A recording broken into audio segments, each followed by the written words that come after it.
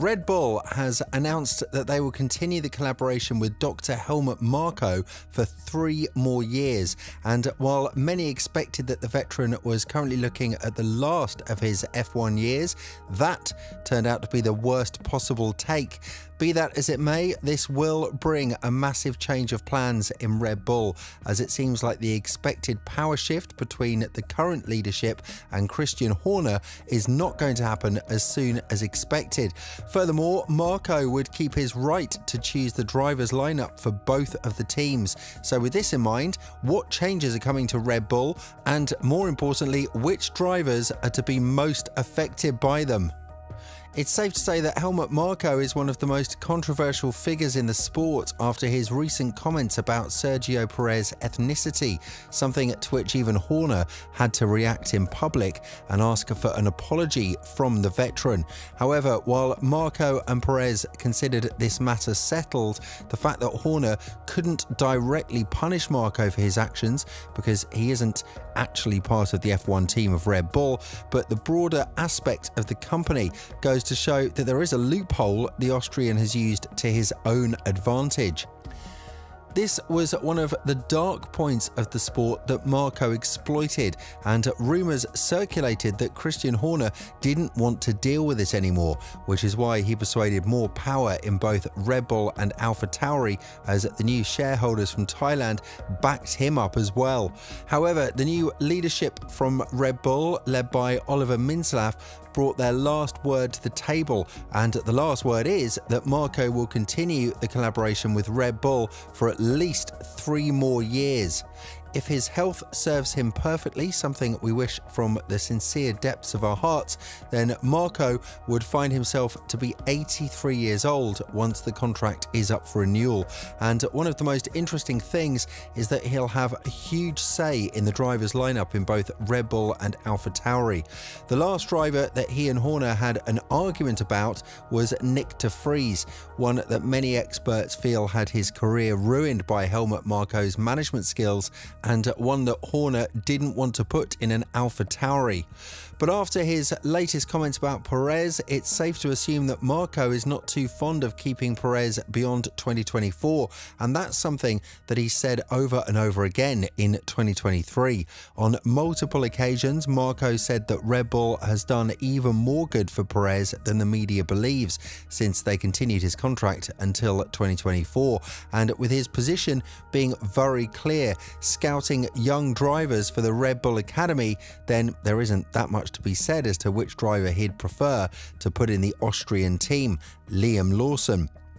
Although the seat is more or less guaranteed for Ricciardo if the stars don't pan out for Perez, the tension between both sides is destined to happen, and with this in mind, there would be a lot of issues that Marko and Horner would have to deal with in the upcoming years.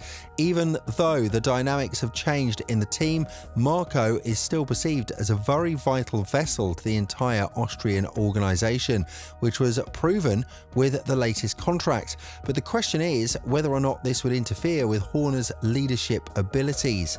Christian Horner has been criticised by one of Sky F1's most renowned pundits, Ted Kravitz, and when talking about this relationship in further detail, Kravitz feels like Horner has lost absolute control over Marko, and the Austrian is like a loose cannon in Red Bull right now. Elaborating on this further, Ted said, "I think the only way you could mark down Christian Horner this year is for the way that the Sergio Perez situation was dealt with and the way that he was not able to control Helmut Marko. He is uncontrollable. He is an uncontrollable force." But Marko's unacceptable comments about Sergio Perez were not very quickly jumped on. Say what you want about Christian Horner, but he's juggling some situations, some hot stones that you have got no idea how difficult they are. He's juggling some components and volatile parts. Max Verstappen, who can be shown that when the car isn't to his liking, is very vocal about it and can have a short fuse on the radio with GP, his engineer, we know that when things aren't going well. The situation is loud and clear. If Horner wanted to receive more power in Red Bull, he certainly failed in doing so with the latest contract of Helmut Marko. And it's not like these two can't work in synergy, quite the contrary. They've proven to be vital keys to Red Bull's recent success, but with the latest comments of Marko and his involvement in the racing of Red Bull much more frequently, there comes a time when you have to ask yourself whether enough is enough.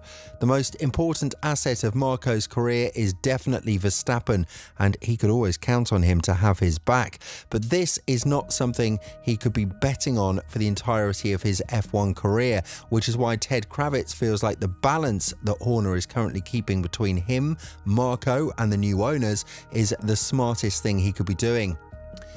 Adding further to this, the Sky F1 pundit elaborated, Horner is juggling Helmut Marko, who is the definition of a loose cannon. He is juggling Oliver Mintzlaff, his new boss at Red Bull Racing, who is finding his way in charge of the racing program since the passing, as we said earlier, of Dietrich Mateschitz.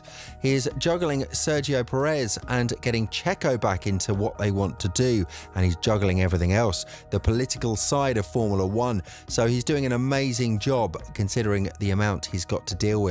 It's safe to assume that Red Bull's dominance is definitely what kept them out of drama in this field, but if the grid is about to be more compacted in 2024, then rest assured that this is not going to go unnoticed and unrest will happen in the Austrian squad.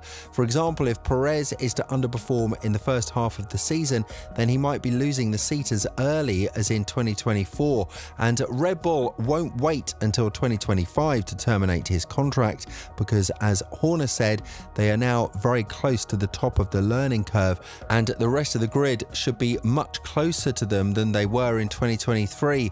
Here we are about to see a very interesting clash of interests between Horner and Marko, because if there is one driver that the Brit would want to replace Perez, it would definitely be Ricciardo, but Marko is more keen for a younger driver to take place in Red Bull because he's promised that seat to so many young guns that currently drive in the Red Bull F1 Academy.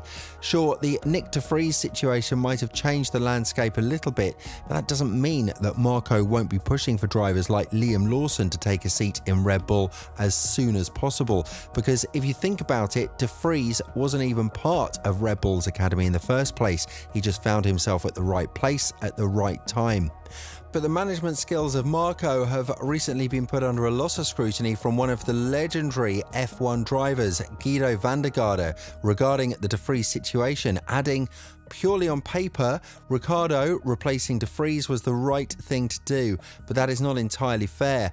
After all, don't forget that the AlphaTauri was completely jerky at the beginning of the season and Yuki Tsunoda couldn't handle it either.